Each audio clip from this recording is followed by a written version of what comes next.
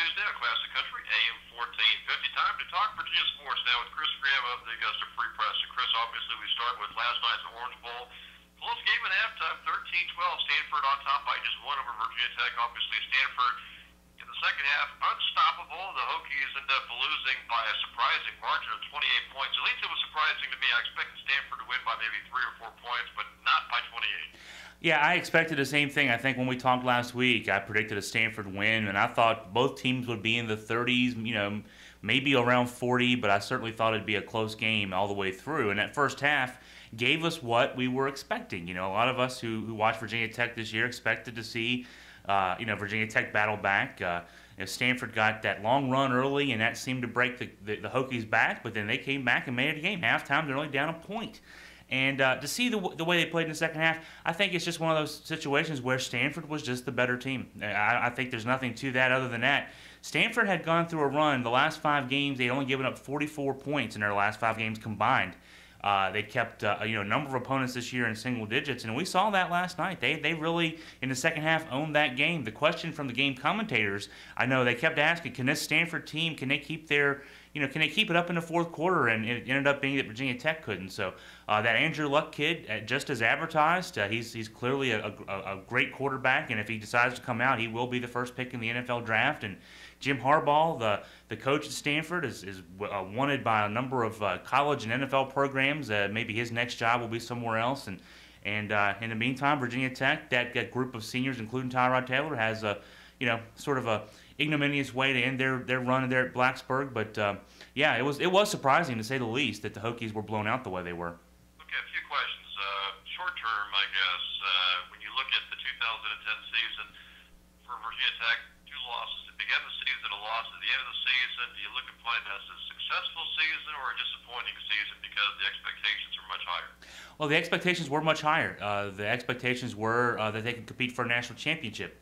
And they did not do that. Now, they did have an 11-game winning streak in the middle of all that. I was saying this last night while watching the game, that there aren't many teams in the country that had 11-game winning streaks. A couple of them are playing next Monday night with 12 and 13-game winning streaks. But so Virginia Tech did accomplish some things. They ran through the ACC undefeated. Maybe what we saw last night a bit too was that the ACC is a lot weaker than even we thought, and we thought it was pretty weak. But I guess on the whole, this group was expected to do a lot.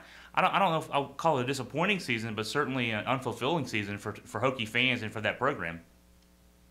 And longer term, as far as the more general focus about Hokies football, much being made about Virginia Tech and Frank Beamer's inability to beat the highly rated teams in some of these bowl games. Some of their record, obviously pretty bad here, except for maybe that 95 win over Texas. Now, when you look at the big picture, do you find fault, or is it all these bowl game losses for Virginia Tech against the quality opponents, is that they're all pretty much isolated cases? I mean, every year it's a different ball club out there. Well, every year it's a different ball club. There is one constant, and it's actually a number of constants, that Virginia Tech coaching staff that we hear all season long about how they've been together for so long. Bud Foster and Frank Beamer have been together for a long time. Billy Height was at Virginia Tech before either of those guys were there as coaches. Brian Steinspring has been on the staff for a long time. So those guys are still those guys are consistent. They have a 1-19 record now against top 5 teams. They've won the one, but and they've been in some big games, and you can't fault a group for getting into the big games they get themselves into. But they haven't won, and Frank Beamer said before last night's game that was one of the 3 biggest games in program history. That Texas game, the first BCS game, even though it was before the BCS, the Sugar Bowl in 1995 was on that list, and certainly that national championship game in 2000 on the list. And a win last night would have been huge for Virginia Tech, so they could go out and say, hey, we don't just play in the big games, we win them. Yeah, it's a step back. You work all season long to get into a big game like this, and you don't win the game, and it's a step back. If they had won that game, you could say they would finish probably anywhere from 5 to 10, probably 6 or 7 thereabouts in the top 25. And now, because not only did they lose, but they lost by a wide margin in the second half, they're probably going to end up the season between 20 and 25. I would say that, yeah, and it's going to be, well, see, they were the champions of that weak ACC, and they won 11 straight games, but who did they beat? And remember, they lost to James Madison, and they lost to a Boise State team that ended up not being as good as people thought, even though Boise State only lost to 1 game, but against Boise State's schedule, losing 1 game was bad enough. So yeah, and plus this group again, as you mentioned in that first question about the expectations this group had. I mean, this isn't just this year's expectations. I remember talking to a friend of mine who works at Hokies, at TechSideline.com, Chris Coleman, and we were talking before last season about the college football before the 2009 season, and he said, "Oh yeah, well, a lot of people expect 2009 to be good for Virginia Tech, but 2010 lights out." And now, well, it's back to the drawing board. I mean, they've got a lot to work with next year, but Tyrod Taylor won't be part of the mix. They'll have those running backs back, most likely. They'll have a number of key guys back, but, it just won't be the same. Come back. Well, Bud Foster the last several years has tested the waters in the offseason. I don't know that I'm hearing anything about that this year, but he's looked for other opportunities each of the past, I think, 3 or 4 off seasons. And so I wouldn't be surprised to see that. I mean, there could be some changes. Of course, the fan base, you get on the message boards after games, and the fan base says the issue is our offense doesn't do enough, and Steinspring needs to go. And you see that after every big game that the Hokies lose, that the fan base will turn a little bit against somebody, and it's usually Steinspring, unfortunately for him. I don't know that we'll see a change there. I think the only change that would come is if Bud Foster decides to test the waters, and I'd be surprised. I mean, honestly, if Bud Foster's got a great gig, unless he gets a head coaching job somewhere else, I'd be surprised if he would actually leave Blacksburg. He seems to be, he's not officially the head coach in waiting or anything like some programs have designated, but if Frank Beamer ever retires, Bud Foster's got to be the guy to take that job over.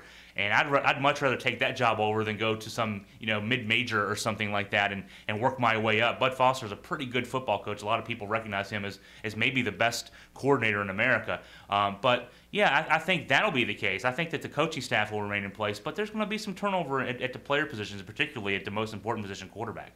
Now, obviously, it was a tough loss for the Hokies and a tough loss for the ACC, but the ACC has actually won a few bowl games in this 2010-2011 bowl season.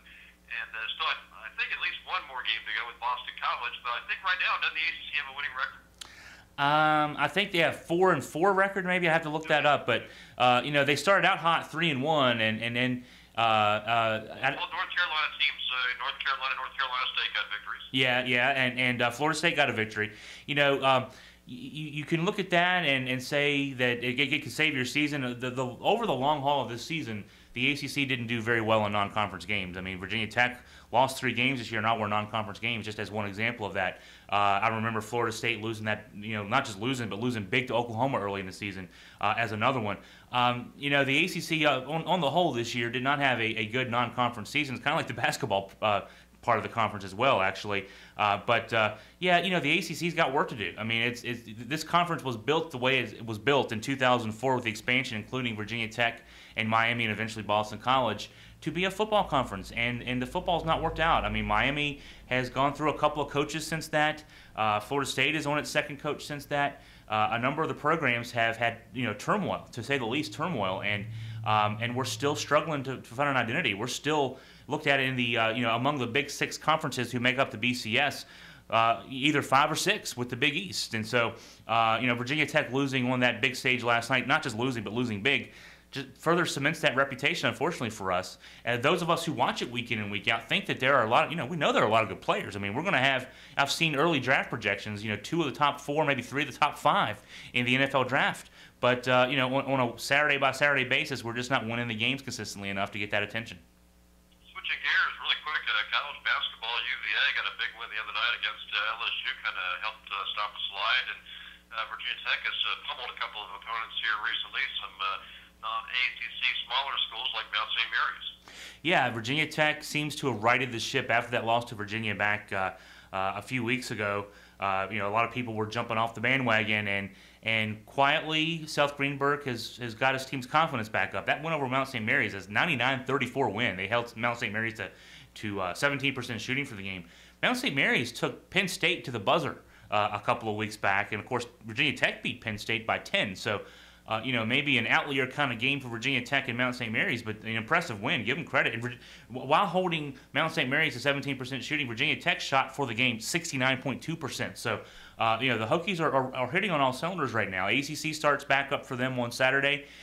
Virginia has a tune-up. One more game. They have Howard tonight at home, and then Carolina at home on Saturday. So we're into the thick of it now. And, I'd rather be Virginia Tech, to be honest. Virginia Tech's only got 8 or 9 scholarship guys. It depends on what number you believe who's qualified as what, but they're limited in their numbers. They played 10 guys against Mount St. Mary's in a 65-point blowout. That tells you what Seth Greenberg thinks he has available, including walk-ons. So they're depleted. They lost to Renzo Hudson for the season. They've lost some key guys before the season too. Virginia, of course, is playing without Mike Scott, their leading scorer at 15.9 points per game, leading rebounder at 10.2 points per game, and he's out indefinitely. I don't know if that could be he could be back in a week. He could be back for Carolina, or it could be a few weeks. It's pretty cryptic listening to Tony Bennett after games. One of the first questions after what do you think about that game was, what about Mike Scott? And it seems like Mike Scott's health is very much up in the air right now as far as his availability, anytime soon. So that Virginia team's a very different team without Mike Scott, and they may have to get used to winning without him. Now, one feather in their cap, they have beaten a couple of good teams without him. They beat Oregon a couple of weeks back. They beat LSU this weekend. They've also looked pretty bad without him. They lost to Seattle and they lost to Iowa State. So, that could be more of the same for Virginia fans, at least for the next couple of weeks, that, they'll be seeing their Virginia team struggling without Mike Scott. Okay, Chris, what do we look for in the coming days from both the Augusta Free Press and Virginia Sports Online?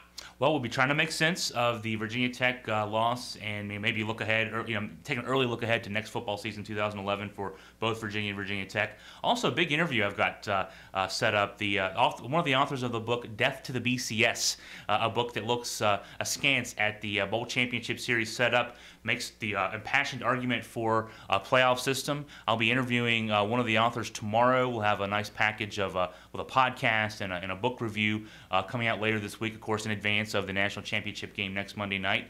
Get into that issue a little bit. Have some fun talking about the merits of a one-game playoff versus a 16-team playoff, and so some more football, and then also, of course, the basketball. Virginia and Virginia Tech both getting moving forward towards their ACC seasons beginning in earnest this weekend. So a lot to keep us busy. By the way, really quick, who do you like in that championship game next Monday? And are we getting closer, do you think, towards getting to a playoff? Because a lot of people think that TCU's winning the Rose Bowl pushes us a bit closer in that direction, maybe. I would hope so. I don't know that the powers that be are going to be swayed too much yet, just because of results on the field. But I would like to think that we could be moving in that direction. I don't think it's going to happen in the next couple years, maybe 5 years from now. But I don't know. I know we want to think that things like TCU will push us in that direction, but I don't think so. Next week, Auburn, Oregon. I expect high-scoring game. These two teams average in the 40s per game offensively. Neither team stops too many people defensively. I like Oregon. I think Oregon has the more consistent attack. I think Auburn, down the stretch, has had a few games where they've committed, maybe a few too many turnovers. So I like Oregon, but I like a high-scoring game. We might see a championship game in the 50s, and that would be quite interesting to see. I think we'll see a pinball match, so to speak, as a championship game next week. Hopefully, the biggest thing I'm rooting for, whoever wins the game, I'm just hoping for a close game. We've had a couple of duds as our championship games the last few years, so I'd like to see a good game, and I think we will. Okay, Chris Graham with the Augusta Free Press and Virginia Sports Online right there. Back for more online here on Classic Country, AM 1450 here on this Tuesday, right after this.